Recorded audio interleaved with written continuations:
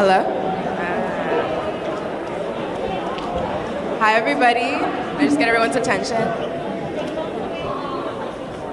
Okay, so first things first, I just want to welcome everyone to this assembly. I hope everyone's had a great Careers Day, and I hope all the sessions you went to were awesome. I just want to say thank you to all of our speakers who came. I hope you learned a lot, and hopefully have some more direction on what you want to do when you're older, or what you don't want to do. And yeah, I'm just going to ask that everyone for this assembly have your phones turned off and that you're paying attention, because there's some pretty cool people who've done some pretty cool things. So now I'd like everyone to stand to welcome Mr. Patel to the stage.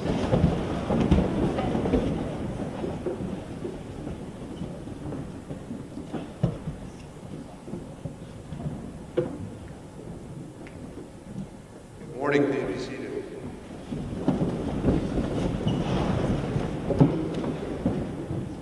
Good morning, and thanks for that welcome, Dee Dee.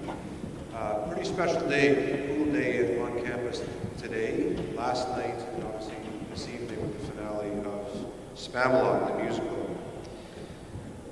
The students, Careers Day speakers, alumni guests, whole Brentonian executive, staff, emeritus staff, it's nice to see a lot of our emeritus staff here as well, and faculty and parents. It's my pleasure to welcome you here to the Foot Athletic Center, the Wheaton Gymnasium, and on the campus of this stunning Brentwood College School. This weekend marks the second annual Brentonian Connect Weekend, a new tradition at the school, which began last year and was purposely designed to include Careers Day and the Old Brentonian Annual Awards.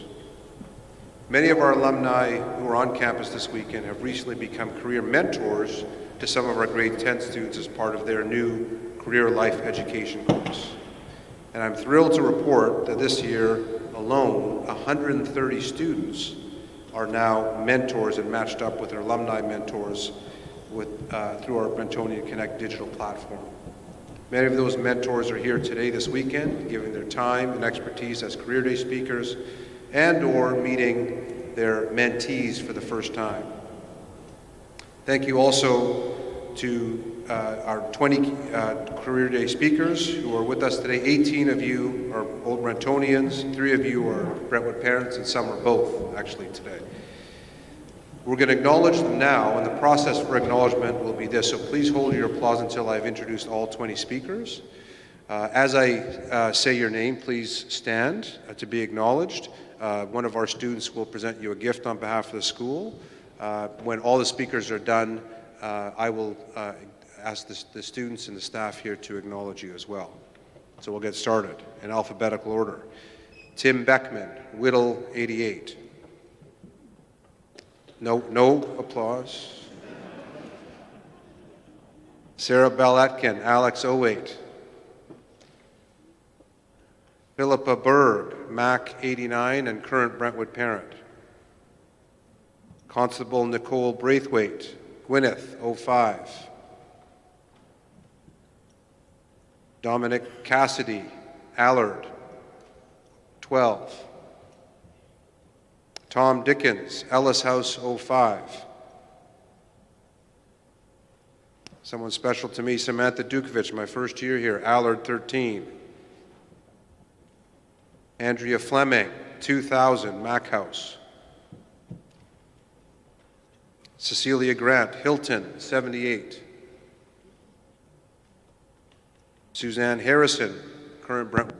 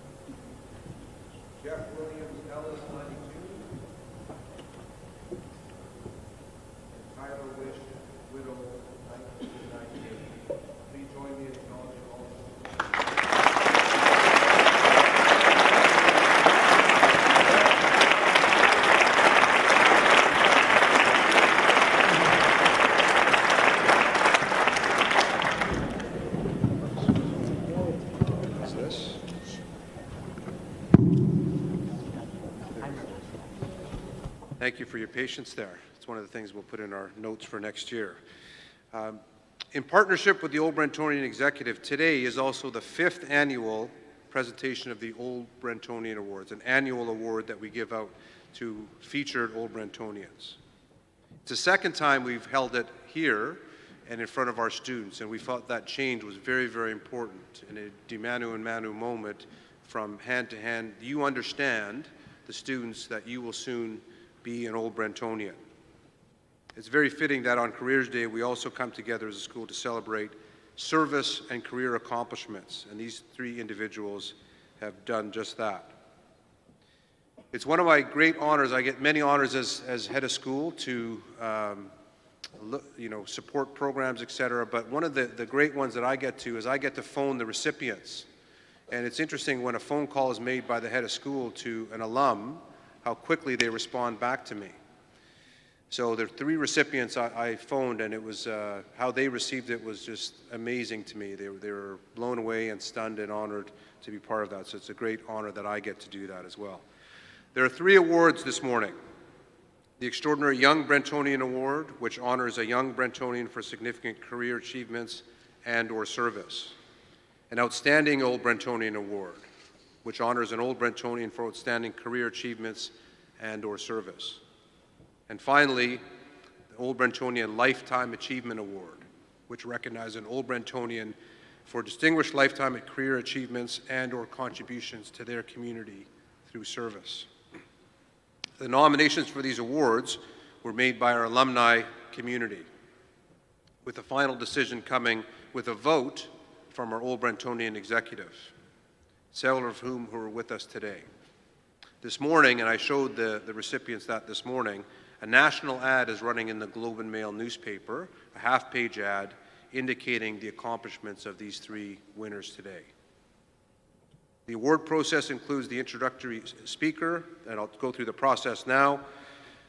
This morning, the award will be presented along with a student gift, and Bob Bryden, on behalf of the students as well, will present a piece of ceramic art to each recipient as well. So without further ado, I'll introduce the first presenter. Our first presenter is a former Brentwood parent and faculty member for 43 years. He looks the same when he started. To present the 2020 Extraordinary Young Brentonian Award, please welcome to the stage Mr. Steve Cowie.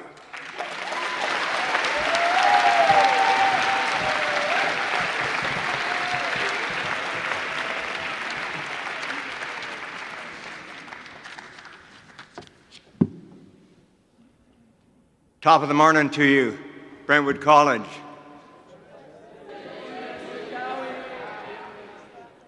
I know it's not morning anymore, but that's my standard salutation.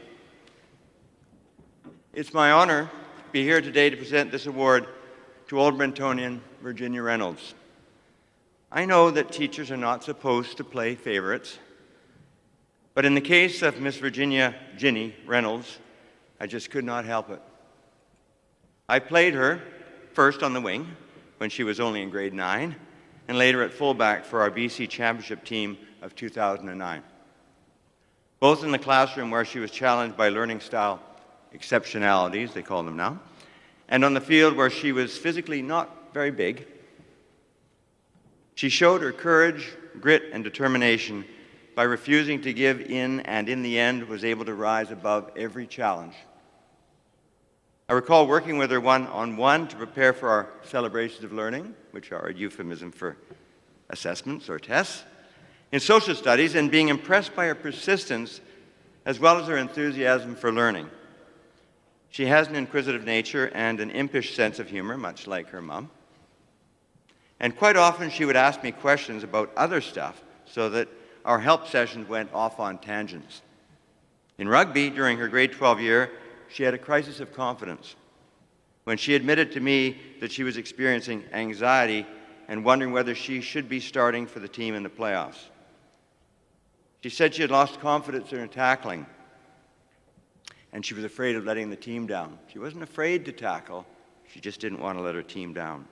I told her that we coaches believed in her and that collision sports like rugby reveal character, as everyone has to face up to the fear of failure. At any given moment, a player's courage may be tested. Typical of Ginny, she did not give up. Instead, she was responsible for one of the most memorable moments in our girls' 17-year rugby history. Playing in the BC final in Williams Lake, we were facing a very large, physical, and formidable Clayton Heights team from Surrey, and we were leading 7-0 with about 10 minutes to go. They were camped at our end and were pressuring us. Somehow we were able to knock one of their players into touch around 22 meters from the goal line. Marius Felix and I were standing at the back of the end zone, and we heard our fly half, Nellie Petoniak, ask if she should kick the ball in the next possession. Before we could answer, Ginny said from fullback, "No, let's run it. Call express," she said. This was a play which called for a long missed pass to our outside center, Dylan Kent, from Nellie, and then another long missed pass past Ginny to our super fast and jinky winger, Danny Robb. We had had great trouble completing both passes in practice, I have to tell you, but it showed Ginny's daring in trying such a risky play and also her selflessness, for she was one of the players being missed. As it turned out, the audacious play caught our opponents by surprise. Both passes were completed perfectly, and Danny streaked down the sideline, stepped inside their cover defense, and scored the insurance try that won us our first AA BC championship. Ginny was with her in support the whole way. On my wall of fame in the Social Studies office, I have many team pictures, including the 2009 championship team, posing with the trophy, basking in the sun and glory of their accomplishment. Right in the middle, beaming from ear to ear with her arms around her beloved teammates, is Ginny. In The Wizard of Oz, when the Tin Man asks the wizard for a heart, the wizard tells him that the heart is not measured by how much we love, but rather by how much we are loved by others. On my wall of fame, as I have said, I have many team photographs. But there are only a few individual grad photos. These include my 2 sons and a girl with a very big heart, Virginia Reynolds. Fast forward a few years to today. Virginia is a social worker in Surrey, British Columbia. She currently works for Correctional Health Services based out of the Surrey Pretrial Center. Virginia holds a Bachelor of Social Work from the University of Regina and is currently working on her Master's of Social Work degree from the University of Dalhousie. Her thesis is titled Best Practices of Opioid Agonist Therapy in the Criminal Justice System. Virginia was recently involved with the Boost Collaborative, an initiative funded through the BC Centre for Excellence in HIV/AIDS. The collaborative was a year-long project to help improve opioid agonist treatment retention in the Lower Mainland. The goal of the project was to engage people with opioid use disorder into seeking care and treatment, basically saving lives. Prior to working for Correctional Health Services, Virginia worked in child protection and on a community mental health team in Regina, Saskatchewan for several years. Through Virginia's work at the Surrey Pretrial Center, she coordinates the community transition team, an initiative aimed at safely transitioning offenders currently struggling with opioid addiction back into the community. The goal of this program is to prevent overdose and to help those who have been heavily exposed to the criminal justice system with the challenges of getting on a healthier path. Since the rise of the opioid crisis in British Columbia, the province has seen an overwhelming surge of opioid-related deaths. Of those deaths, 2/3 were released from a custody facility within the prior month. The community transition team works with individuals newly released from jail for approximately 30 days post-release, helping them connect with physicians, pharmacies, and other recovery supports. Virginia also provides mental health screening for offenders coming in and out of both Surrey and North Fraser pretrial centers. She was recently honored by her colleagues for having trained upwards of 500 inmates in life-saving naloxone protocol. In short, saving lives. Virginia hopes to spread awareness of the need for more mental health and addiction services with the province. Please Please join me in congratulating Virginia Reynolds, a little woman with a very big heart, class of 2011, as the recipient of the 2020 Extraordinary Young Brentonian Award.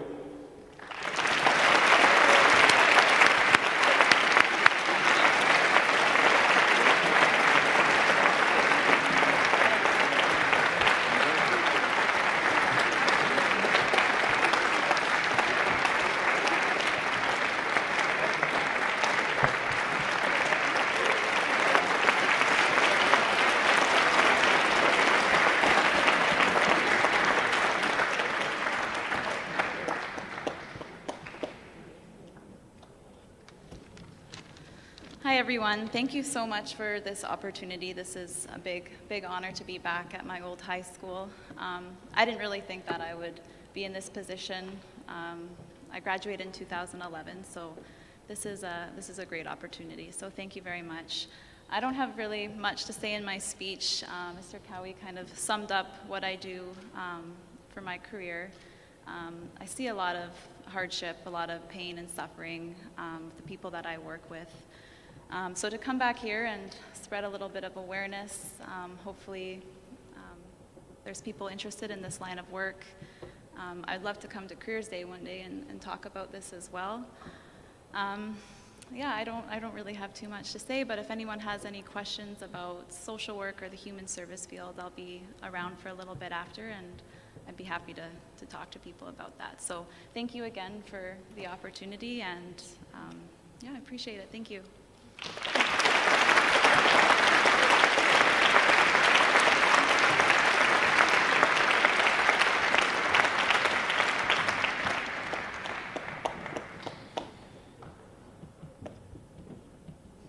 My notes, someone's taking my notes.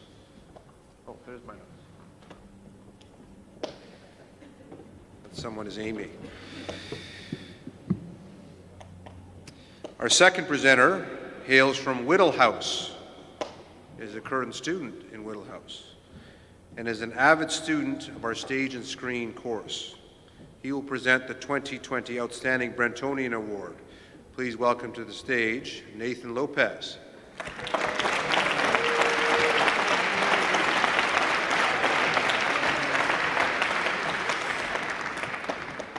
So it is my honor to be here today to present this award to this old Brentonian, Christopher Martini. So for those of you who don't already know me, my name is Nathan, and I'm very passionate about the film industry, and it's led me to be immersed in Brentwood's many film-oriented programs. When I was asked to present this award to Mr. Martini, I was terrified. I was thinking about how I could mess this up, but I was really excited. I've never done this before, and I believe I'm the first student to have ever done this in Brentwood, so it's not like I'm gonna give this opportunity out. So, the first thing that caught my eye about Mr. Martini's bio is the fact that he's an independent filmmaker. Ladies and gentlemen, films are expensive. I mean, they're really, really expensive. And what makes Mr. Martini special is that he's separated himself from all those ultra huge companies that spend like they're giving their mom's credit cards. He's managed to make a living from making films on his own. And not only that, he's been successful. He's made films that speak about Native American life and about the struggles of Army veterans. And I think it's really inspiring that this man has done this much and done so with so much passion and success. You know, I personally dreamed of making films on my own, and I've seen myself, winning all those awards and getting the girl of my dreams, but looks like he beat me to it. He personally has inspired me, and I believe that he'll continue to do so for many others in the future. Christopher Martini is a writer, a director, and a producer based out of New York, a child actor, and NYU film graduate. Chris has worked for over 20 years in film production and as an editor. Chris's films have been played in over 30 film festivals and won over 50 awards, including Best Film and Best Director. Chris's award-winning short film, The Stone Child, was the winner of Channel 13's Real Shorts contest and aired on PBS and Channel 13 in New York City. Chris wrote, directed, and starred in his first feature, Trooper, winning multiple awards and a glowing review in the Huffington Post. Hailed by veterans of all wars, Chris is now self-distributing Trooper through Cinema on Demand, where it will be shown in theaters across the United States. What the Night Can Do, a $1.5 million feature and one of Chris's latest films, was recently picked up for distribution by ITN and Mill Creek Entertainment. Chris has also produced projects for Stan Douglas and the David Zwirner Gallery in New York City. Luanda Kinshasa, a video installation, went on to receive great reviews in the New York Times and the Village Voice and was nominated for 2 International Association of Art Critics Awards. It is exhibited in major museums all over the world, including the Whitney. Scenes from the Blackout, a still photo exhibition, was an official selection at the 2019 Venice Biennale. Chris is the owner of Triple Martini Productions and a partner at Martini Caruso Productions in Midtown Manhattan. He lives in Brooklyn with his wife, Liz, and their cutie little doggie, Stella. Please join me in congratulating Mr. Chris Martini, class of 1992, as the recipient of 2020 Outstanding Old Brentonian Award.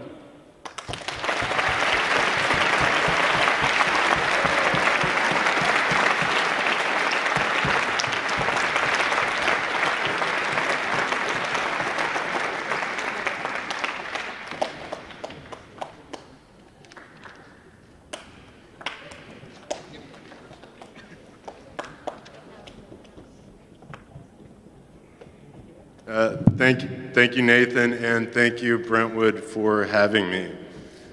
It is with great honor that I stand here today to accept the 2020 Outstanding Brentonian Award.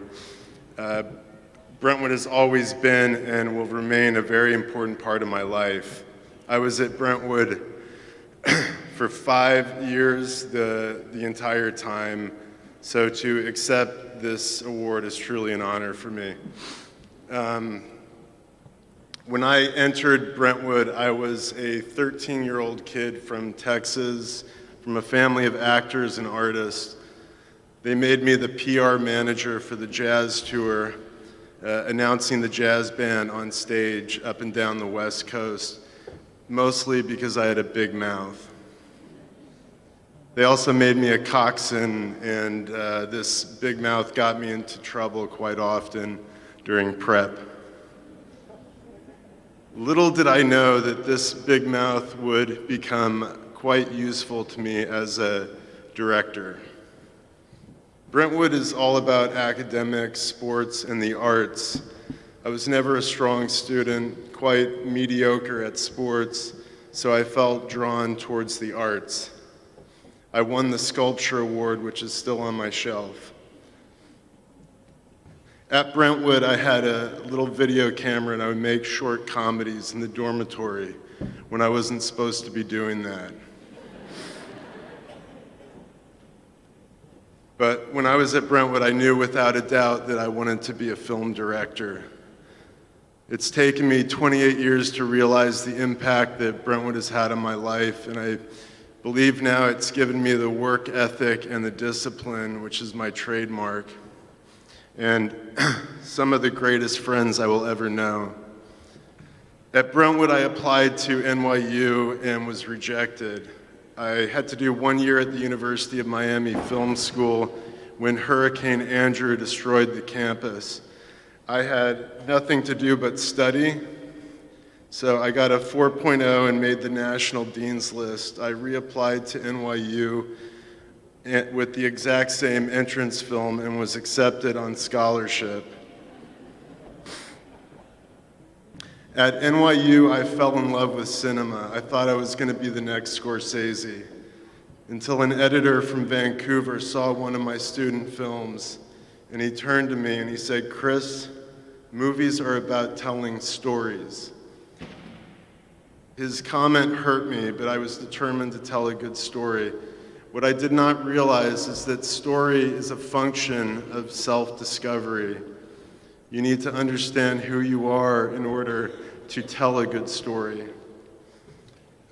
After NYU, I worked on film sets, doing about every job you can imagine, ultimately winding up in editing. I would write in the morning, work during the day, and write in the evening.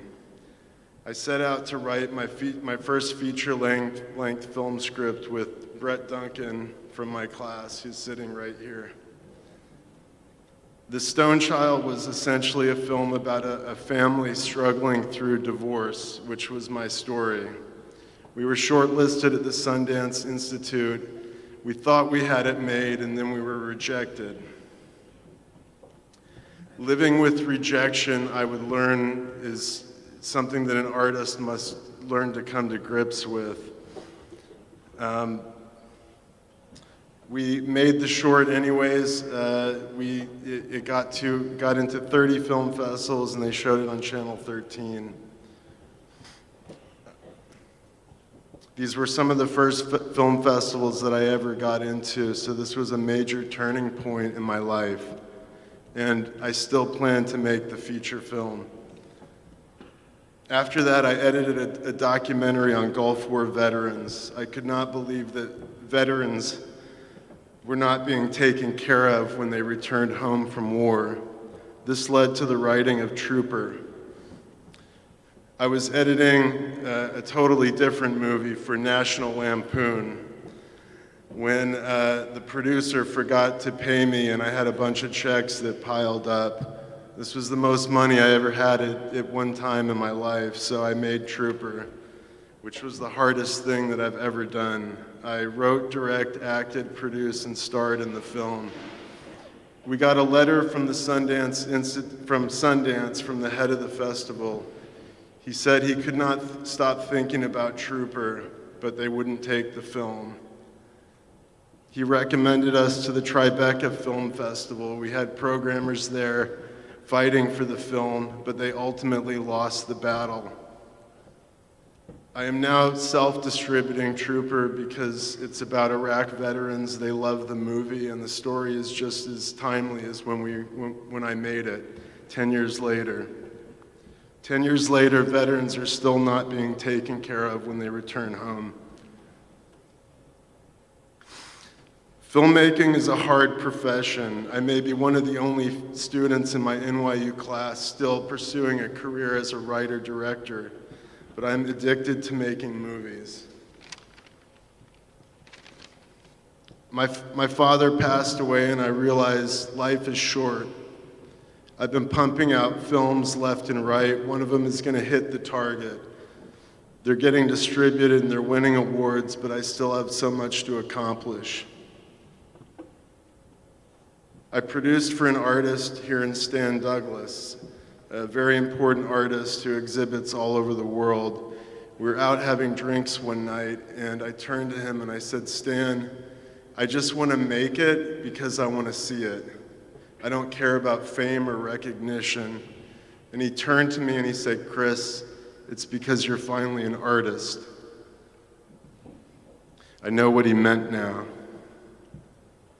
I'm supposed to give you advice on your future. That's really hard for me to do because I'm still learning and I still have so much to do. All I can say is do not lose the essence of who you are now. Do not let life crush you. Remain true to yourself. Your friends sitting next to you, do not underestimate how much they support you. Some of the students that I felt estranged from were the very ones that put me on this stage today. Find something you love and do it better than anyone else. Follow your gut. Know when to accept criticism, but know when to trust your instinct and move on.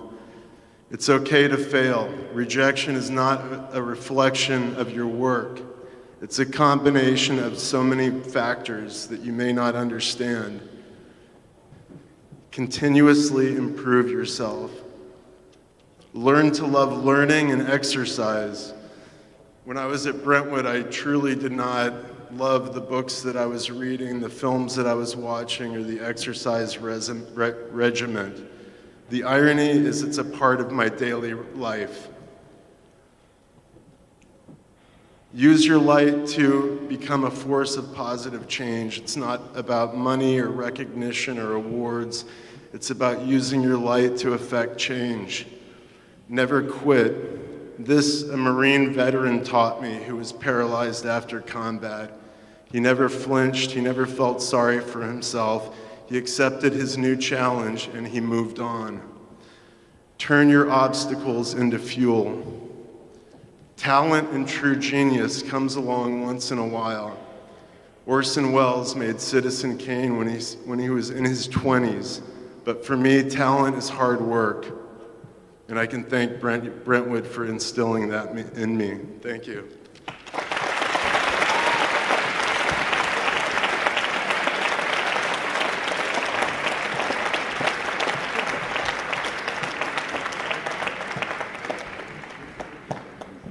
Our final presenter is part of a legendary and loyal Brentwood family.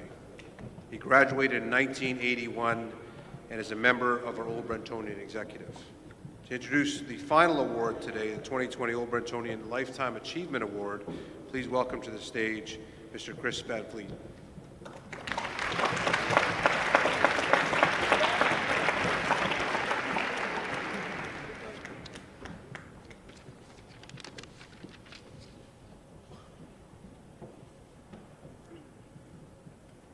If you guys are like me, you hate sitting too long, would you like to just stand up for a second? Shake out the legs?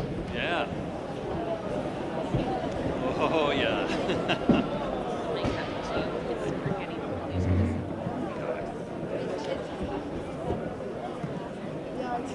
That looks better. Please, sit down.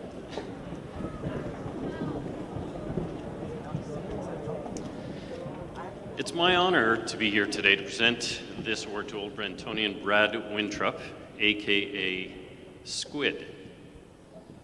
This man is a man for whom I have a great deal of respect. He was a couple of years behind me at Brentwood, and we crossed paths many times in our Air Force careers.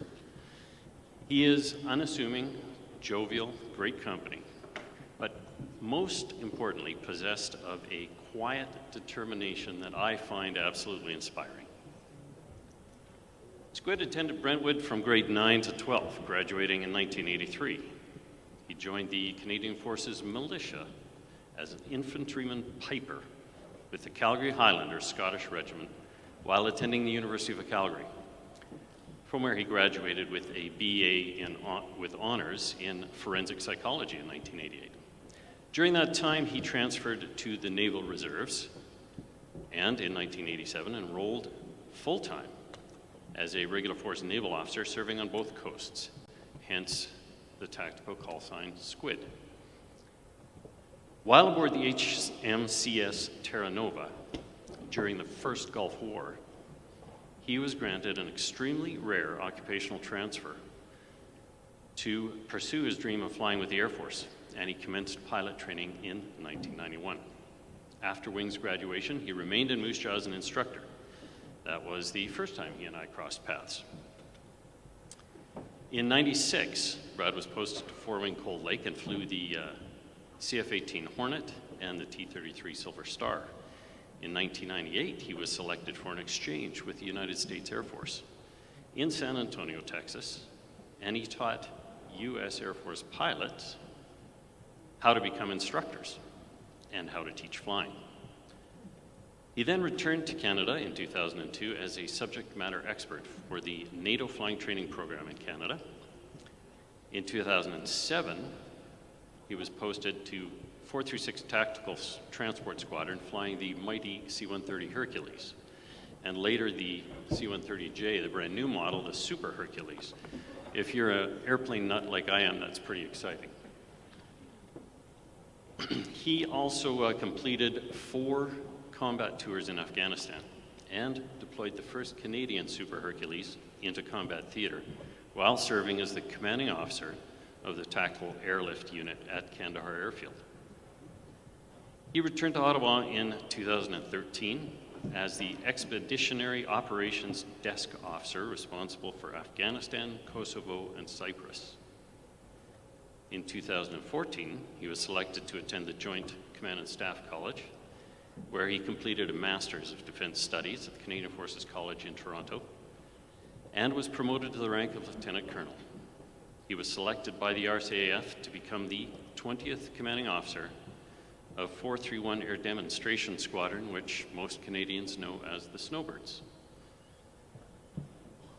In July 2017, after 2 short years with the Snowbirds, which is all anybody gets, Brad returned to Canadian Forces Joint Operations Command Center as the Deputy Director, Joint Forces Air Component Commander Coordination Element for both commanders of CJOC, the Canadian Joint Operations Command, and the Canadian Special Operations Forces Command. So those are some pretty interesting positions. And he probably has some great stories, half of which he can't tell you. Brad finally retired from the RCAF last September of 2019. Ladies and gents, that adds up to more than 30 years in the service of this country. And he deftly negotiated the challenge of balancing the needs of family with balancing the needs of a service career, which is no easy task, I can tell you. Apart from his time as commanding officer of the Snowbirds, you won't find him on the front page or in the history books. This man dedicated his life to serving you, your parents, and your grandparents, as directed by the Canadian government. He exemplifies what Brentwood seeks to instill in all of us, which is service to the greater community, humility, quiet determination, in essence, grit. Please join me in congratulating Damon Brad Squid Winthrop, class of 1983.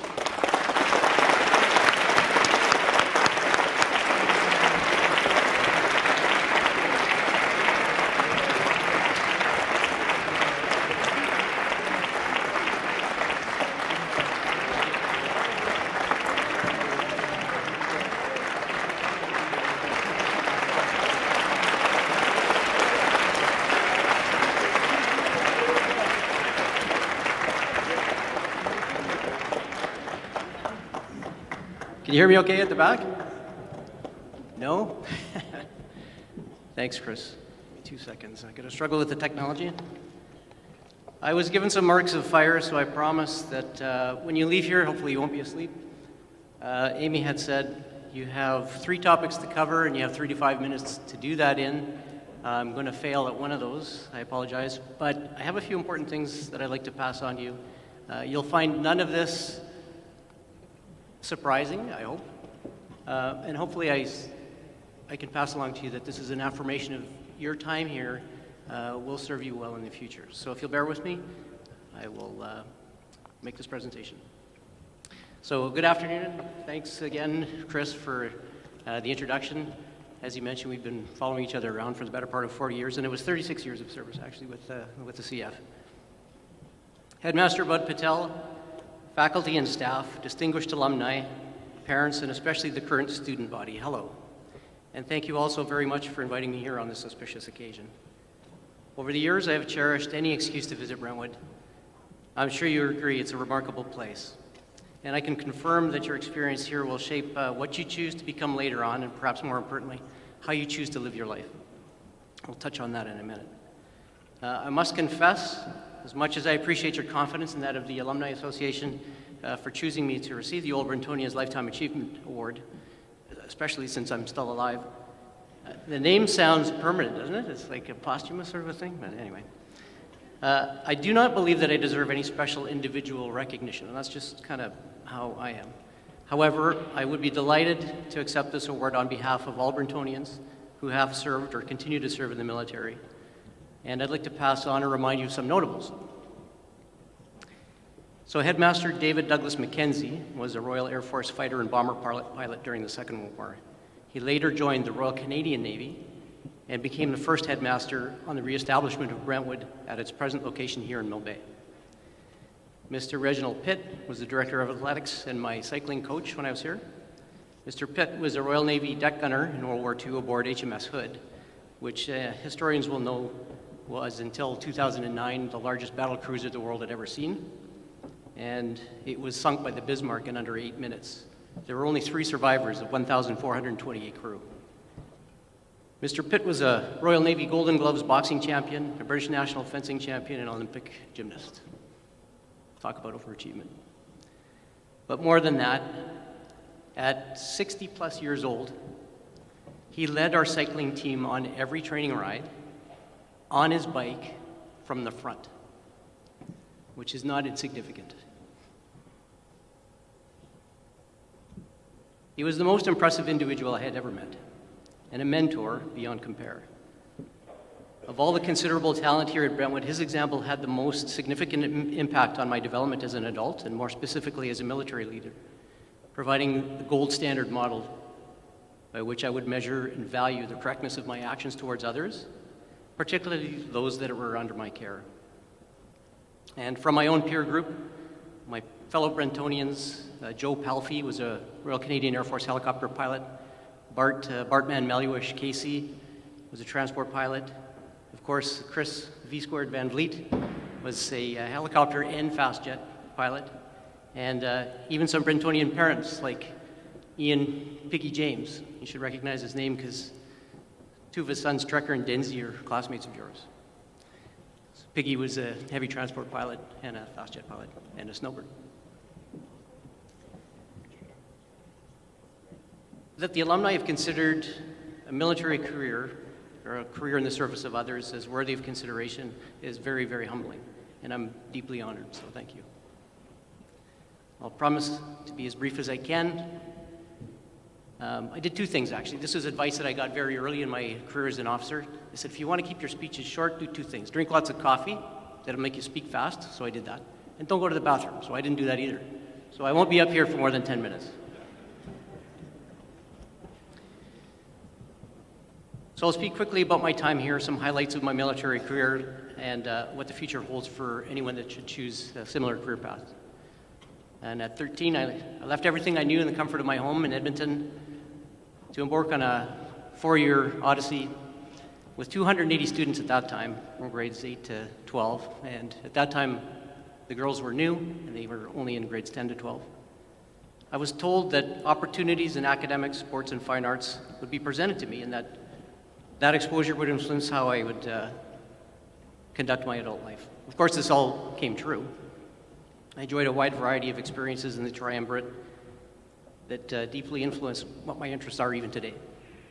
I still enjoy actively learning about my world through travel, participating in sports such as rugby, martial arts, and cycling, music production, the visual and performing arts. Brentwood has also taught me other unexpected and far more meaningful things, such as a sense of community, social and personal responsibility, accountability, the importance of commitment and teamwork. I also learned to embrace diversity and to acknowledge that we are in an ever-increasing state of global connectiveness. Finally, I learned about courage, which at the time I would have called it a sense of adventure, but it's more than that. Integrity, accountability both of and to the self, and finally leadership. Through nurturing and practice here, these became defining attributes woven into the fabric of my nature and ultimately formed the basis of my decision on how I'd spend my time after Brentwood. My military career allowed me to act on behalf of the government in Canada and to defend Canadian ideals worldwide, pledging unfailing and unlimited liability. A life dedicated to the service of others is often described as a calling, and I definitely believe that to be true of the military, because it, by definition, cannot just be a 9-to-5 part-time commitment. Although at the surface, the main focus of military appears to be in the management of violence, that's neither a complete nor a fair description of the breadth of endeavors that falls within the military field of influence. Perhaps a better way of thinking of the military service is a physical manifestation of the will of the government in extraordinary circumstances. So not all military actions are defined as combat. In fact, the majority of what we do are in the following fields: humanitarian assistance and disaster relief, search and rescue, international training and mentorship, logistics support to other government agencies, allied nations, peace and stability operations, and most often, the Canadian Armed Forces are simply solution experts when time is of the essence. As an example, last week, 437 Transport Squadron recovered a number of stranded Canadians in Japan and delivered them in quarantine to 8-Wing Trenton in Ontario in response to the coronavirus pandemic. That's not a military responsibility by any stretch. That falls firmly within the Ministry of Health, Health Canada, Public Safety, and that's all led by Global Affairs Canada. Nevertheless, the Canadian Armed Forces always has a robust and immediately executable solution for these types of challenges, and our minister, the Minister of National Defense, was approached and he rendered assistance. So you have a sense of my experience from my bio. I won't repeat it here, but I have been blessed with some incredible opportunities along my career. My father would say, "You're just lucky. I could fall out of an airplane and into a lake and fall into a boat." And he's true. My last job was leading a team of air experts in advising the strategic headquarters in Ottawa and the government of Canada directly, sometimes even the Prime Minister, on what air effects are available. And I deployed air elements worldwide in real time. So it was super intense, very fast-paced, and extremely interesting. As Chris mentioned, I commanded the Tactical Airlift Unit during combat operations in Kandahar during Op Athena, and brought in a brand new capability, the CC-130J Super Hercules, which was a lot of fun. So that was cool. It was a very exciting period during the final stage of intense combat for us Canadians as we were departing the theater in Southwest Asia. However, commanding 431 Air Demonstration Squadron, Canadian Armed Forces Snowbirds, was the most deeply satisfying personally for much the same reasons I enjoyed my time here at Brentwood. Like Brentwood, the Snowbirds are a very small, tightly knit group of hyper-performing, team-oriented professionals. 431 Squadron started in the Second World War as a bomber squadron, became a fighter squadron later, and finally morphed into its current configuration as an air demonstration squadron whose sole and unique mission is in public relations, representing not only the Canadian Armed Forces to the Canadian public, but also on behalf of the Government of Canada internationally. The motto of the Snowbirds is skill, professionalism, and teamwork. All of these are performed to the highest level at all times, and as you can imagine, in a PR unit, it would be physically and practically impossible to espouse these attributes only partially or part-time. You have to be all in. Public perception is fragile and easily damaged when trust is broken or expectations are not met. Like the Snowbirds, Brentwood faculty and staff are fully committed to providing the best possible environment to discover your strengths and weaknesses, your likes and your dislikes, and they provide an opportunity to try things in a supportive and collaborative setting that is based on mutual trust and respect. Expectations and accountability are high, but it's for this reason that Brentwood and the Snowbirds are so successful. In other words, in execution, the whole is much greater than the sum of its parts, where ordinary folks can do and accomplish extraordinary things. Now, if you consider this just as a side note, the Snowbirds is a very small squadron, and it's only been in operation for 50 years. They're going to celebrate their 50th anniversary this year. There's not many folks that have ever done that job. Brentwood is a very small establishment, a secondary educational establishment of all of the high schools across the country. There are actually 3 Snowbirds in this room right now. So for those that are interested in math, what's the probability of that? I would suggest that excellence enjoys company. Looking to the future, the horizon looks very bright and promising for anyone that would consider this type of work. Canada continues to pursue its interests in strengthening sovereignty, trade, and technology. And like other developed nations, Canada will be expected to meet its responsibilities with its friends and contribute to peace and stability not only regionally, but all across the globe. Therefore, Canada will continue to strive towards achieving a relevance and influence on the world stage, and there will always be meaningful and rewarding work for its military achieving Canadian interests worldwide and helping friends in developing nations reach their goals, de manu in manu. Let me, in closing, leave you with this thought. Whatever you will decide to do after you graduate, the values and skills you learn and practice here will guide you in choosing your path and in living your life meaningfully.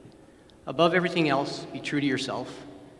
Always challenge yourself to do your best and be good to others. The rest will really take care of itself. Looking at all of you in the stands, I see such promise and potential, and I wish I could join you in the adventure. Nevertheless, I would not trade my own personal experience for anything. I wish you all Godspeed and every success. And finally, there's a message for the parents.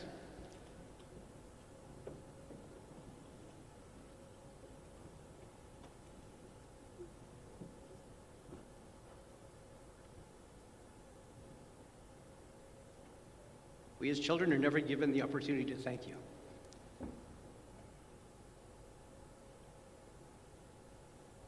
You endure great personal sacrifices, you invest hope in our futures, and you love us. We owe you everything on behalf of the kids here. Thank you. I'm Lieutenant Colonel Brad Squid Winthrop, retired, Privet House, class of '83. Thank you very much.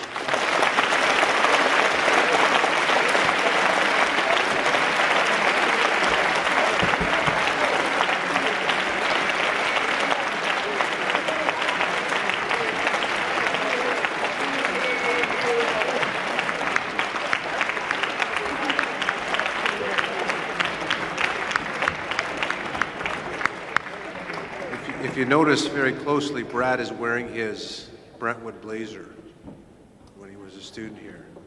Love it. Well done, Brad. The Old Brentonian Network is comprised of an incredibly strong and diverse group of individuals that stretch to every corner of the globe. It is our goal to continue to recognize those making an impact in their communities, and hope you will help us in nominating someone who you feel deserves an Old Brentonian Award. Our alumni office, through Amy, will send out a communications regarding the 2021 awards, and will call for nominations in the future. Thank you to our Old Brentonian executive for being here today and supporting this incredible initiative, and our award recipients for making the trip to campus, and to our vendors for enhancing this special event. Thank you again to our Careers Day speakers for volunteering your time and to speak to our students today. Thank you also to all the alumni and guests that are here today who have made a trip here to Brentonian Connect Weekend to interact with and provide guidance to our students. An extra special thank you to some student groups, and in particular our small committee of grade 10 students who volunteered their time to help make 2020 Careers Day special. Also to our assistant head prefect, Amelia Hadfield, who has been instrumental behind the scenes in getting the entire student body involved in Brentwood's expanding career education curriculum. Amelia has been a true legend and leader in this regard. Thank you also to the Brentwood staff and student volunteers who have worked so hard today to make this event happen. Finally, I want to acknowledge two people. Please join me in acknowledging two special leaders who orchestrated this entire day and weekend.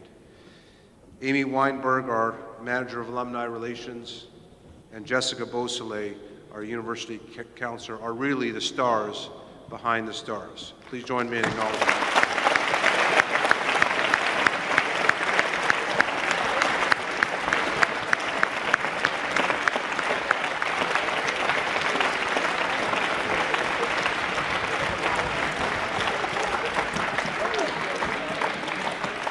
So we're almost home here.